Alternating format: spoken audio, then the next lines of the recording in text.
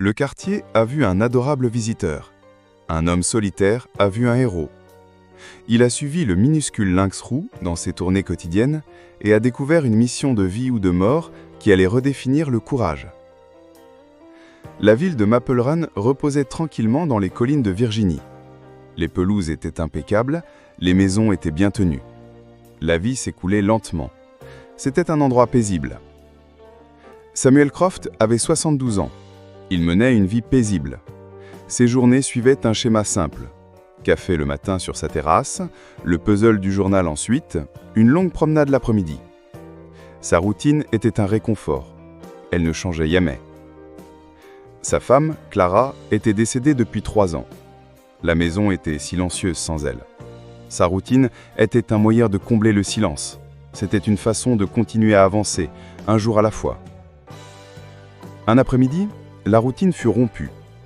Le soleil de septembre était chaud et doré. Samuel était en promenade. Il s'appuyait sur la canne en chêne lisse que Clara lui avait offerte. Il tourna au coin de Chestnut Avenue. La rue passait près de la lisière des bois profonds. Il vit un mouvement fugace. C'était près du trottoir. Ce n'était pas un écureuil, ce n'était pas un tamia. Il connaissait leurs mouvements rapides et saccadés. Ceci était différent. C'était plus lent. C'était plus réfléchi. Il s'arrêta. Il observa. Assis sur l'herbe se trouvait un chaton. Mais ce n'était pas un chat domestique. Sa fourrure était un mélange de taches brunes et grises. Ses pattes semblaient trop grandes pour son petit corps. Et ses oreilles avaient des touffes noires à l'extrémité. C'était un lynx roux. Un bébé. Il n'était pas plus grand que sa chaussure de marche. Samuel sentit une pointe d'inquiétude. Un animal sauvage, si près des maisons, était étrange. Un chaton si jeune, et tout seul, ce n'était pas normal. Quelque chose n'allait vraiment pas. Il s'attendait à ce qu'il s'enfuit. Il pensait qu'il le verrait et disparaîtrait dans les bois. Le chaton ne s'enfuit pas. Il tourna la tête. Il regarda Samuel avec de grands yeux intelligents, puis il émit un son doux. C'était un petit gazouillis. Ce n'était pas le son d'un futur prédateur. C'était un son de curiosité. Le chaton fit un petit pas vers lui, puis un autre. Il s'arrêta à quelques mètres, il s'assit et se contenta de l'observer. Ses oreilles touffues bougeaient d'avant en arrière. Elles captaient le son de chaque feuille qui tombait. Samuel était captivé. Il vivait dans Maple Run depuis 40 ans. Il n'avait vu des lynx roux adultes que quelques fois. Ils étaient comme des fantômes à la lisière des bois. Ils disparaissaient toujours en un instant. C'était différent. C'était comme une rencontre entre deux mondes. Il resta là longtemps. Lui et le chaton s'observaient mutuellement. Finalement, le petit lynx roux sembla s'ennuyer. Il agita sa courte queue trapue, il se retourna et s'éloigna. Il disparut dans les buissons épais du jardin de Madame Albright. Samuel reprit sa marche. Son esprit était rempli de questions. Où était sa mère? Une mère lynx roux serait féroce. Elle ne laisserait jamais son petit s'approcher si près d'un humain. Il regarda vers les bois. Il s'attendait à voir des yeux furieux l'observer depuis l'ombre. Il ne vit rien. Seulement des arbres et une ombre profonde. Le lendemain, le chaton était de nouveau là. Il jouait avec une feuille morte sur le trottoir. Samuel s'approcha lentement. Le chaton gazouilla sa petite salutation. Il l'observa avec la même curiosité calme. Samuel lui parla. Sa voix était un murmure grave. « Tu es loin de chez toi, petit. Tu devrais être plus prudent. » Le chaton cligna les yeux. Il sembla considérer ses paroles. Puis, il bondit de nouveau sur la feuille. Bientôt, le bébé lynx roux devint une vision habituelle sur Chestnut Avenue. Les enfants Miller, qui habitaient plus bas dans la rue, lui donnèrent un nom. Ils l'appelaient Patches, par son pelage tacheté. Leurs parents leur dirent de ne pas s'approcher, mais ils le regardaient pendant des heures depuis leur porche. Madame Albright était nerveuse. Ces buissons, maintenant, étaient l'endroit préféré de Patches. « Samuel, c'est un animal sauvage. Ce n'est pas normal. Il pourrait être malade. »« C'est un bébé, Martha, » la rassura Samuel. « Il a l'air en forme. Je pense qu'il est juste perdu. » Mais les jours se transformèrent en une semaine, puis 2. Perdu commençait à ressembler à un état permanent. Patchis devint plus baudet. Il trottinait à la rencontre du camion postal, il s'asseyait et regardait le facteur comme s'il attendait une lettre. Il suivait les joggeurs sur une courte distance. Sa démarche était une copie maladroite et charmante de leur rythme. La paire du quartier se transforma dans une étrange sorte de propriété partagée. Les gens arrêtaient leur voiture pour prendre des photos. Le minuscule lynx roux de Chestnut Avenue était une star locale. Quelqu'un laissa un bol you. Un autre voisin vit Patchis attraper et manger une mousse. Le lendemain, il laissa quelques restants de poulet. Samuel était coupable aussi. Il déchira un morceau de son propre sandwich et le jeta sur l'herbe. Patchis le mangea rapidement. Il y avait une faim désespérée dans sa façon de manger. Cela serra le cœur de Samuel. Mais une profonde inquiétude grandit en Samuel. Elle assombrit sa fascination. Il était un ingénieur retraité. Il comprenait le fonctionnement des systèmes. Et ce système était défaillant. Un bébé lynx roux ne devrait pas vivre dans une banlieue. Toutes les lois de la nature disaient que c'était anormal. Il commença à passer plus de temps sur sa terrasse, à observer simplement. Il vit des choses que les autres manquaient. Il vit la tension dans le petit corps de Patchis. Il vit comment les yeux du chaton bougeaient constamment, toujours en alerte. Il vit que Patchis maigrissait, malgré la nourriture que les gens laissaient. L'éclat de son pelage quittait. Ce n'était pas un animal domestique mignon, c'était un survivant. Et c'était une lutte. La question de la mère ne quittait jamais son esprit. Avait-elle été heurtée par une voiture? Avait-elle été piégée par un chasseur? Avait-elle abandonné son petit? Il lut en ligne que l'abandon était vraiment très rare. Le lien d'une mère lynx roux avec ses petits était incroyablement fort. Un après-midi d'octobre, Samuel vit quelque chose qui changea tout. Le ciel était d'un bleu vif et éclatant. Il était sur sa terrasse. Il observait à travers ses jumelles. Monsieur Anderson, du bout de la rue, arrêta sa voiture. Il jeta un morceau de barre de céréales à Patchis. Le chaton l'attrapa, mais il ne le mangea pas. Il regarda autour de lui, ses mouvements rapides et secrets. Il tenait fermement la nourriture dans sa bouche. Puis il trottina rapidement dans la rue. Il ne se dirigea pas vers les bois. Il alla dans la direction opposée. La curiosité de Samuel se transforma en mission.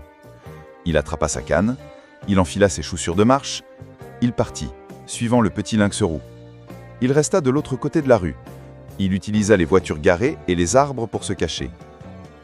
Patchis se déplaçait avec une nouvelle détermination. Il n'explorait pas. Il ne saluait personne. Il était en mission. Il passa devant la dernière maison de la rue et il entra dans une parcelle de terrain en friche. C'était un endroit oublié, entre la banlieue et une route d'accès tranquille. C'était plein d'épines et de hautes herbes. Samuel suivit. Son cœur battait un peu plus vite. Le sol était accidenté. Il devait faire attention. Il perdit de vue Patchis un instant, puis il vit de nouveau un mouvement. C'était près d'un grand tuyau qui passait sous la route d'accès, un ponceau. Il se rapprocha. Ses pas étaient nans. Il vit une grande bouche d'égout pluviale, elle avec une lourde grille en fer. Elle était scellée dans le béton, elle était à moitié cachée par des vignes vertes épaisses. Il regarda, retenant son souffle. Patchis se faufila à travers une petite brèche dans les mauvaises herbes. Il disparut de sa vue. 1 minute plus tard, il ressortit. Sa bouche était vide. Il s'assit et nettoya une patte. Puis sa tête se releva brusquement. Ses yeux rencontrèrent ceux de Samuel de l'autre côté de la clairière. Il ne gazouillait plus maintenant. Son regard était plat et indéchiffrable. Puis il se tourna et se fondit de nouveau dans les buissons enchevêtrés. Samuel resta immobile longtemps. Les pièces du puzzle commencèrent à s'assembler dans son esprit. Les allers-retours, la nourriture, la direction opposée à la sécurité des bois. Il emportait la nourriture quelque part. Il l'emportait à quelqu'un. Il savait ce qu'il devait faire. Le lendemain, il se prépara. Il fit un petit sac. Il contenait une lampe de poche puissante, des gants en cuir et une bouteille d'eau. Il avait aussi fait bouillir du poulet ce matin-là. Il effilocha la viande et la mit dans un récipient. Il se sentait comme un détective sur une affaire. Clara aurait ri et l'aurait taquiné sur sa nouvelle mission. Cette pensée fit naître un sourire triste sur son visage. Il n'eut pas à attendre longtemps. Patchis apparut sur Chestnut Avenue juste après midi. Samuel était prêt. Il se dirigeait vers le trottoir. Il plaça un petit tas de poulet sur l'herbe. Patchis s'approcha, son nez frémissant. Il en mangea la moitié rapidement, avec cette même faim désespérée. Puis, comme Samuel l'avait espéré, il prit le reste dans sa bouche. Il lança un dernier regard à Samuel, puis il se mit en route sur son chemin secret. Cette fois, Samuel était prêt. Il suivit. Sa détermination grandissait à chaque pas. Il allait découvrir la vérité. Il atteignit la clairière. Il regarda Patches disparaître de nouveau derrière les vignes. Samuel attendit quelques minutes, puis il se dirigea vers la bouche d'égout pluviale. L'air était frais et humide. Il sentait la terre mouillée et les vieilles feuilles. Il pouvait entendre le goutte-à-goutte de l'eau venant des profondeurs. Il enfila ses gants. Il s'agenouilla, ses vieux genoux se plaignirent d'une douleur vive. Il écarta soigneusement les vignes épaisses de la grille. Le fer était lourd et couvert de rouille. Elle était boulonnée. Il ne pouvait pas la soulever. Mais d'un côté, le sol avait été emporté par l'eau. Cela avait créé une petite ouverture près du bord en béton. Elle était cachée par les mauvaises herbes. Elle était juste assez grande pour un petit animal puisse se faufiler. C'était la porte secrète de Patches. Samuel s'allongea sur le ventre. Le sol humide trempa ses pantalons. Il pressa son visage contre les barreaux froides de fer. L'odeur de rouille et d'eau stagnante était forte. Il alluma sa lampe de poche. Son faisceau lumineux perça l'obscurité. Il éclaira d'abord des déchets, un sac de chips vide, une canette de soda. Il balaya le faisceau plus loin dans le large tuyau en béton. Et puis, son cœur a cessé de battre. Au fond de l'égout, à environ 15 mètres, il y avait un nid. C'était un triste tas de feuilles sèches et d'herbes hautes. Couché dans le nid, il y avait une lynx roux, une femelle adulte. Sa fourrure était entremêlée de boue. Elle était horriblement maigre. Il pouvait voir le contour net de ses côtes. Une de ses patrières était tordue. Elle formait un angle terrible et contre nature. Elle était enflée et sombre de l'infection. Ses yeux brillaient dans le faisceau de la lampe de poche. C'étaient 2 disques d'or. Elle le regardait fixement. Il n'y avait pas de colère dans ses yeux. Seulement un épuisement profond et écrasant. Elle était trop faible pour même lever la tête. Puis il vit Samuel plus de mouvement. 2 autres chatons étaient blottis contre sa mère. Ils étaient beaucoup plus petits que Patches. Ses yeux étaient à peine ouverts. Il se tortillait faiblement, cherchant de la chaleur. À ce moment, Patches trottina dans la lumière. Il laissa le poulet effilocher près de la tête de sa mère. Il commença à frotter son visage contre le sien. Il émit des sons doux et légers. La vérité s'abattit sur Samuel. Elle la frappit avec la force d'un coup physique. Patches n'était pas une mascotte amicale. C'était un héros. C'était un pourvoyeur désespéré.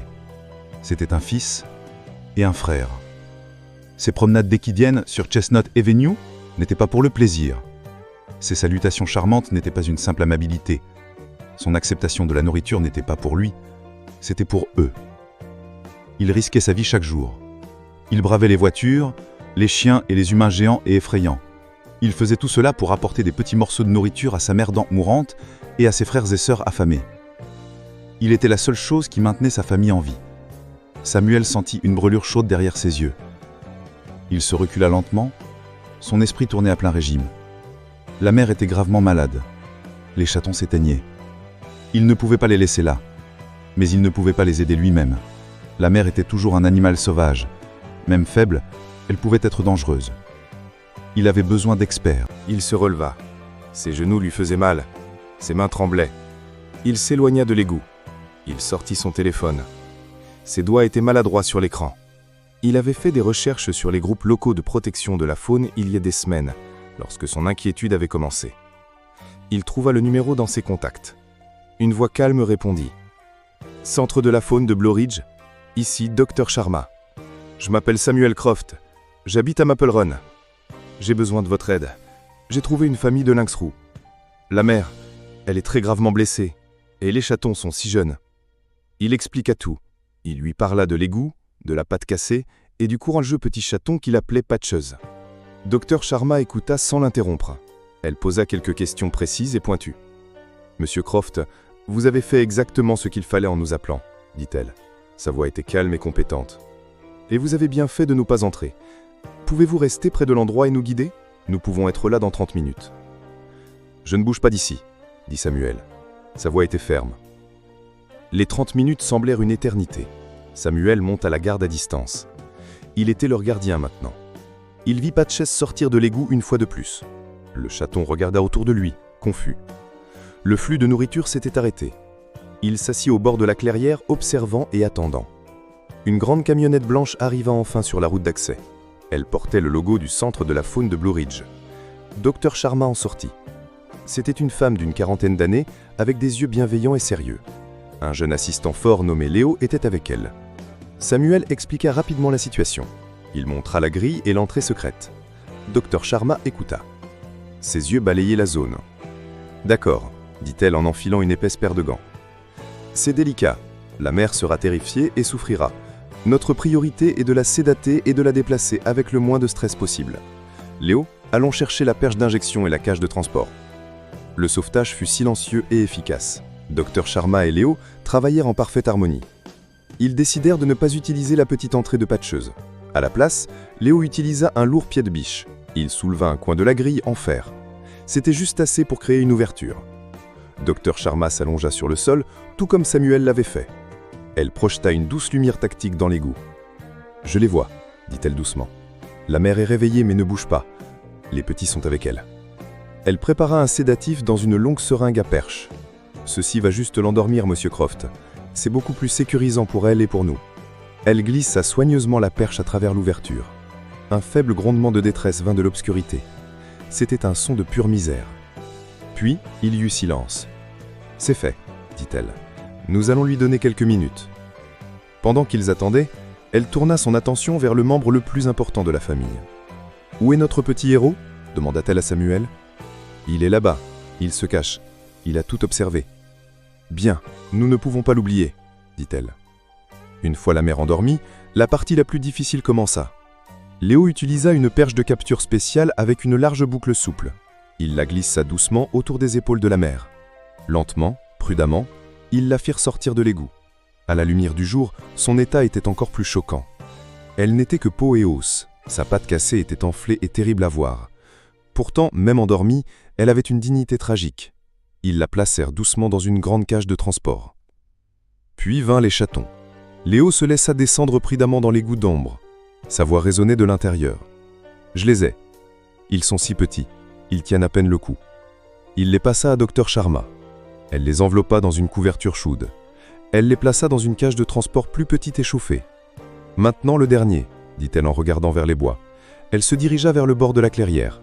Elle posa une petite trappe ouverte sur le sol. Elle mit le reste de poulet bouilli de Samuel dedans. Il connaît cette odeur. Il voudra être avec sa famille. Ses instincts le mèneront droit à nous. Ils chargèrent la mère et les deux petits chatons dans la camionnette. Dr Sharma se tourna vers Samuel. Sa patte est une très mauvaise fracture. L'infection est sévère. Mais elle est une battante. Et elle avait un fils qui était aussi un battant. Nous ferons tout notre possible. Que va-t-il arriver à elle ? Demanda Samuel. Si nous pouvons la sauver, nous les réhabiliterons tous en famille. L'objectif est toujours de les relâcher dans la nature. Nous les emmènerons dans un parc d'État protégé, loin des routes et des gens. Elle lui donna une carte de visite. Appelez-moi dans quelques jours, j'aurai des nouvelles pour vous. Alors que la camionnette s'éloignait, Samuel resta. Il attendit. Il observa la petite trappe. 1 heure passa. Le soleil commença à se poser. De longues ombres s'éteinrent à travers la clairière. Il vit un éclair de mouvement. Patches sortit des arbres en rampant. Son petit corps tremblait. Il renifla l'air. Son nez le mena au poulet. Il s'arrêta à l'entrée de la trappe. Il regarda autour de la clairière vide, cherchant sa mère. Puis, son besoin d'être avec sa famille l'emporta. Il entra. La porte de la trappe se ferma avec un léger clic. Samuel s'approcha. Son cœur était serré d'un mélange de tristesse et de soulagement. Il regarda à travers le grillage.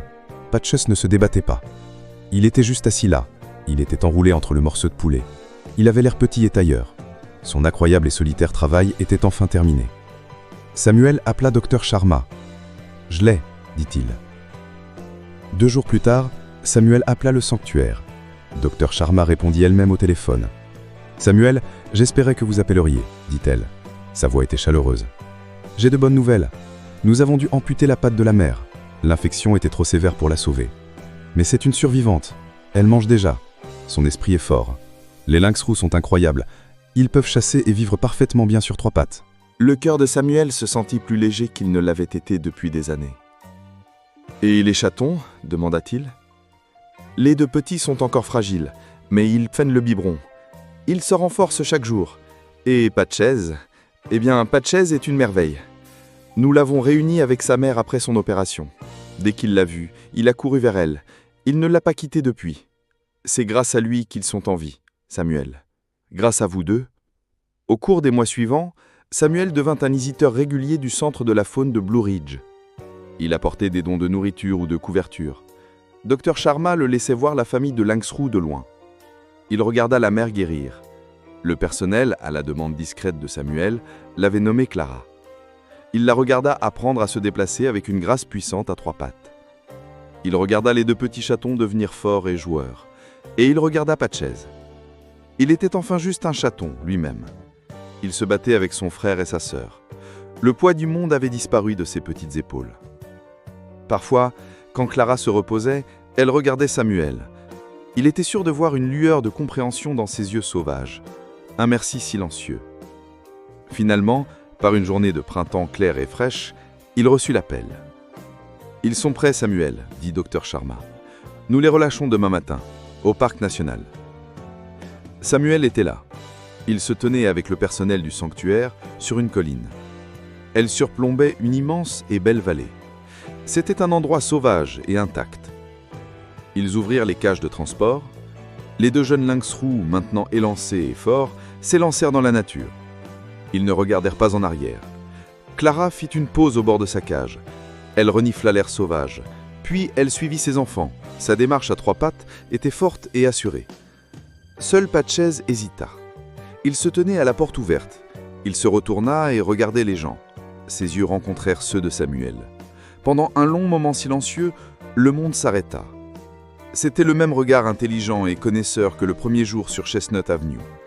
Ce n'était pas une salutation, ce n'était pas une supplication. C'était un adieu. Puis, d'un coup de sa courte queue, il se retourna. Il bondit dans la forêt. Il était une créature sauvage retournant à sa famille sauvage. Il disparut dans la vie qu'il était censé vivre. Samuel rentra chez lui les larmes aux yeux. Ce n'étaient pas des larmes de tristesse. La maison silencieuse ne semblait plus si vide. Ce soir-là, il encadra sa photo préférée du sanctuaire. Elle montrait Clara, la mère à trois pattes, reposant sa tête. Ses trois chatons, y compris son courageux Patchez, dormaient à côté. Il la plaça sur le manteau de la cheminée. Elle était juste à côté de la photo encadrée d'argent de sa propre Clara. Ses anciennes routines revinrent. Il buvait son café, il faisait ses puzzles. Mais quand il faisait sa promenade de l'après-midi, il s'arrêtait toujours au coin de Chestnut Avenue. Il regardait l'endroit où un minuscule héros désespéré avait un jour salué le monde, puis ses yeux se tournaient vers les bois profonds et silencieux. Il ne les revit plus jamais, mais il savait qu'ils étaient là-bas, il courait librement, et il savait qu'un coin tranquille de son propre cœur, un endroit qui avait été solitaire si longtemps, était maintenant rempli.